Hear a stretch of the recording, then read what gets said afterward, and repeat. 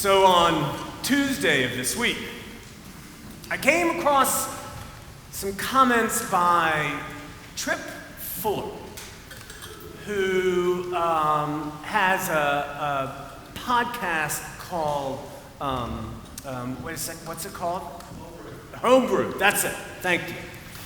As you can tell, I'm not particularly familiar with Trip Fuller, but apparently homebrewed Christianity is the most frequently downloaded podcast in that sort of religious genre, which is news to me because I'm just figuring out how to download a podcast in the first place. But his comments interested me. Here's what he said. So what he said was that he believes progressive Christianity is coming to a moment of existential crisis.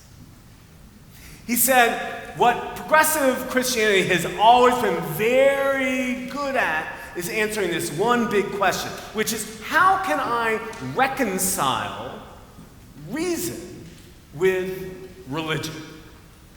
For example, how can I believe in the theory of evolution and yet still be religious without having to check my brain at the door? And research shows that fewer and fewer people are wrestling with this question. That is to say, fewer and fewer people even care about reconciling with religion at all. That they simply are sort of swooping into action or perhaps finding some alternative community that has nothing to do with religion.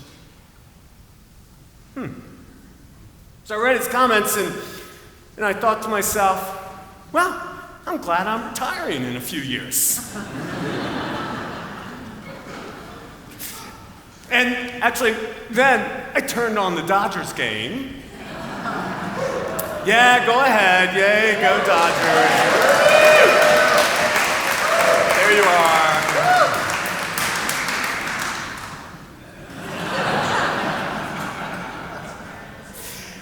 The next morning I woke up and I went to the lessons assigned for this Sunday, and I read, Jesus told them a parable about their need to pray always and not lose hearts.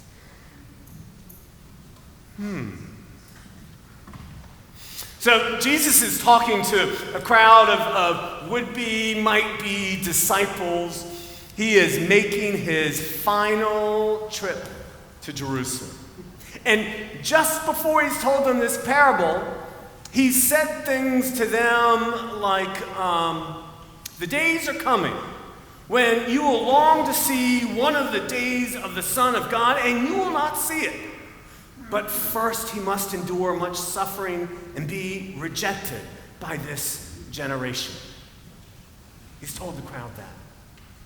He's followed that up by saying the days will be like in the days of Noah before he got on the ark. People will be singing and dancing, and then the floods will come and they will be destroyed. He's told them that. He said the days will be like in the days of Lot, where people are planting and building, and then fires will rain down on the side of them and people will be destroyed. He's told them that. He's said to them, the days are coming where two women will be in the field, and they'll be harvesting wheat, and one will be plucked up and one will be left behind. And the disciples, they have said, where, Lord? And he said, where the corpses, there the vultures will gather. These are the things that he has just told them. And can you blame them if they turned and ran in the other direction? Could you blame them if they stopped following this rabbi? And just for a moment, think about what they must have felt. Terror,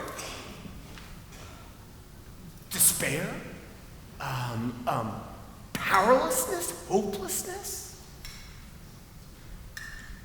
Jesus understands the impact of his words, I think, which is why today's lesson opens with Jesus told them this parable about their need to pray always and not lose heart.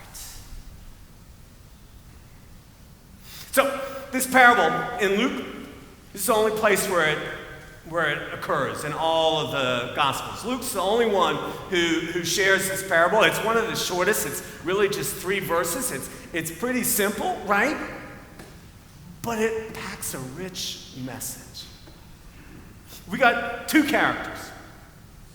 And we don't get many details about the characters. Maybe in part that's because Jesus figures out that the crowd can fill in between the lines. Maybe in part it's because, look, he really just wants people to focus on one point. Regardless, it goes something like this. We hear about a judge. The crowd instantly would have known, okay, a judge, so likely, powerful, rich, held in good standing. Judge doesn't have a name, but that's not important to Jesus. What's important to Jesus, especially what's important for him as he tells this story, is that the crowd understand that this judge neither feared God nor respected the people. Sound familiar in some ways? All right, I got to do a moment of personal privilege because I have one of my dearest friends on this planet is a judge, and she watches from afar. I'm not talking about you, okay? Sorry, but I don't want her to think I am. Okay, so they in the crowd, they would have gone to places like the psalm that says that the beginning of wisdom is centered on the fear of the Lord. They would have thought about that. And they would have been very familiar with the essential commandment, which is to love your neighbor as yourself. They would have thought about that in this crowd. And so when they hear that there is this judge who neither fears God nor respects others, they would have heard the stinging condemnation that is just beneath the surface. So that's the first character. Then there's the second character, the widow. She's nameless also, although that's not uncommon in our sacred stories. To be honest, the widows are so often, they are nameless, and they are voiceless, and they are powerless, or seemingly so. There was one biblical scholar who said this about women and widows in our sacred scriptures. Women or widows were seen as weak, foolish, silly, and impotent, often exploited or oppressed because of their class and gender. Such is the evils of patriarchy. 2,000 years ago and today, I might add. But this woman is no conventional character. In fact, Amy Jill Levine, who's spoken here before, she's an author and professor of New Testament and Jewish studies. Amy Jill Levine writes this about the widow.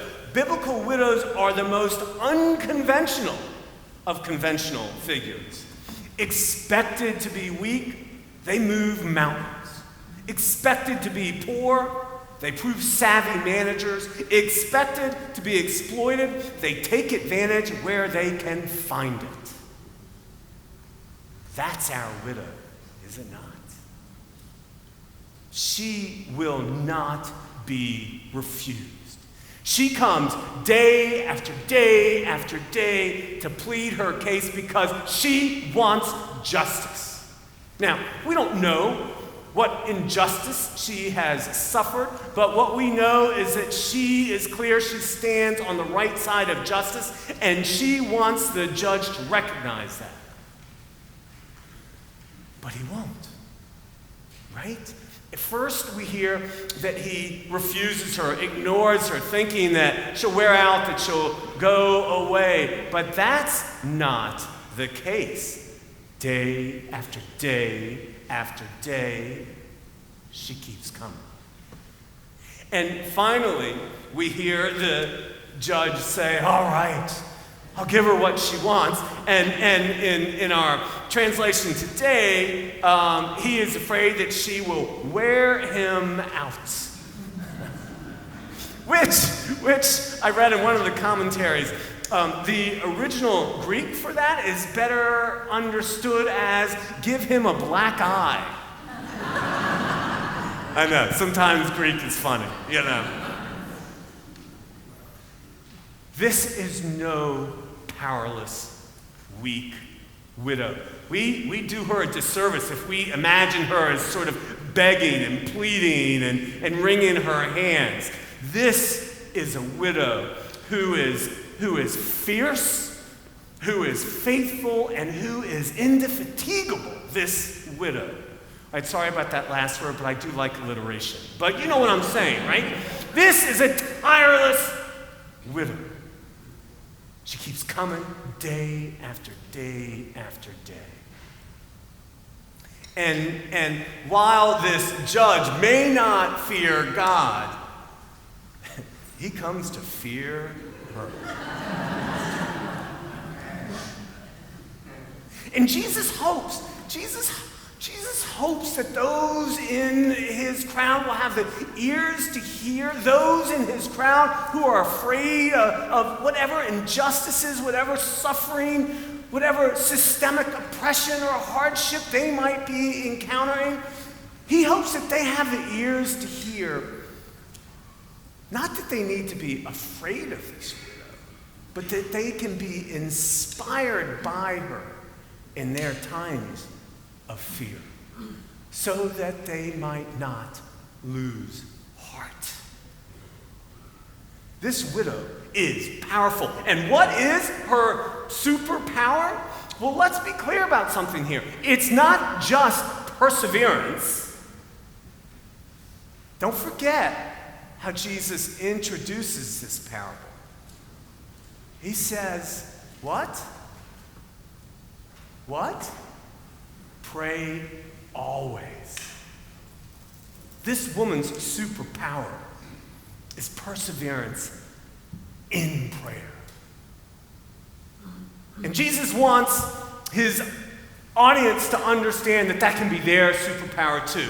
And here's the thing, my friends, if that can be their superpower 2,000 years ago, as they wonder how they're going to navigate the injustices and the hardships of their times, that can be our superpower too.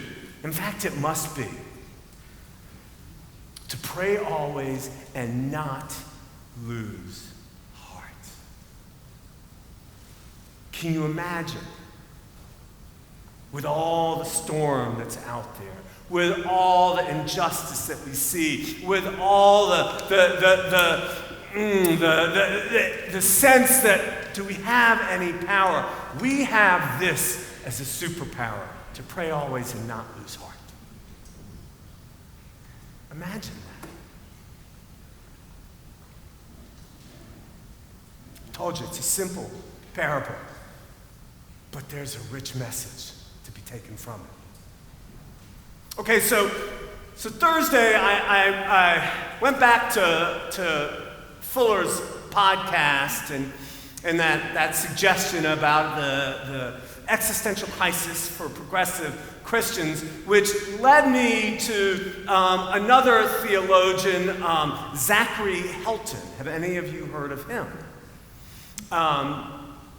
Go looking for him.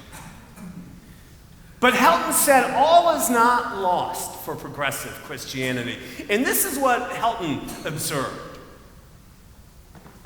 Helton said, all world faiths in their spiritual practices are braided together. Each faith a strand in the braid of sacred awareness. That he wrote in the Braided Way magazine. Has anyone heard of the Braided Way magazine? That's their mission statement, that all world faiths and their spiritual practices are braided together, each faith a strand in the braid of sacred awareness. I'm going to check out that magazine. Anyhow, Helton goes on to say, yet still people do seem to have a need, even a hunger for a deeper spiritual connection, for a space where longing and awe can be explored, for a community that connects people with their wisest and most compassionate selves, for a place where we can locate ourselves in some larger sacred story. People still have a hunger for that. Do you have a hunger for that? And I thought to myself, well, maybe that's something that we here can offer to this moment and this protest that's going on out there. Several weeks ago when I was preaching, I said, so what do we at All Saints have to contribute to the hardships, to the struggles of now that's different from other groups and other rallies? And I think that Helen puts us on to something here. Look, we here at All Saints, we can create a space where longing and awe can be a part of our gathering. We can create a space where people are called to and reminded of their wisest selves and their most compassionate selves. We can create a space where we can find our story in a larger arc of a sacred story. Can you imagine that? We can find that our story has a through line that goes from Noah to Lot to this widow to Jesus and beyond. That there's a through line that runs from our disappointment, our heartache, our heartbreak, our fears to prayer, to protest, and beyond. That there's a through line that connects our fights for justice, our resistance for the injustices out there,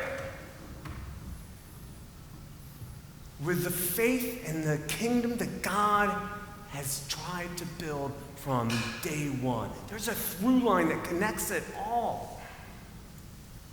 We can find a through line that helps us imagine that when we're protesting out there, that this widow is protesting with us. We can find a through line that helps us imagine that when we pass the peace or when we come forward for communion, this widow is coming forward with us. We can find a through line that connects us to the refugees, to our neighbors, to the people in the pews, regardless of so-called race, that connects us to one another and us to the widow and us to the holy and divine. We can find a through line that invites us to pray, always, and not lose heart. Now look, let me hit a pause here and say, when we talk about prayer, well, there's so much that could be said, and I'm going to spare you an entirely second sermon at this point. I'm sure you're relieved. But what I do want you to know about prayer at least comes from a couple of voices that mean so much to me. So one is from the late Rabbi Abraham Joshua Heschel. He's a Polish-American rabbi from the 20th century, a Jewish theologian, and he wrote this about prayer. Ultimately, he wrote, the goal of prayer is not to translate a word, but to translate the self. Not to render an ancient vocabulary and modern terminology, but to transform our lives into prayer. Søren Kierkegaard, 19th century, Danish theologian, philosopher, poet, wrote this about prayer. He said, I'm not sure exactly what happens with prayer, but I know this, prayer changes the prayer.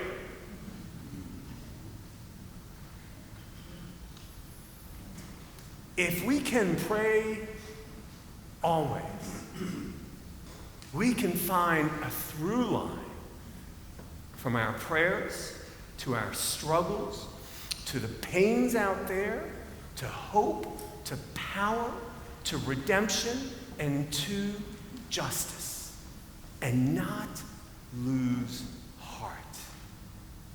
Can you imagine that?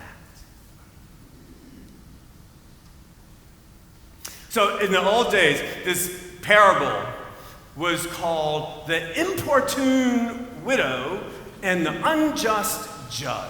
Importune's kind of an old word, but it meant essentially like the weak and begging widow. I don't know, after spending a week with her, I think they got it wrong.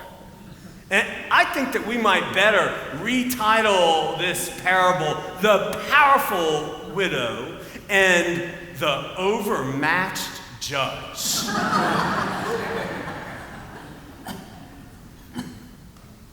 Imagine that.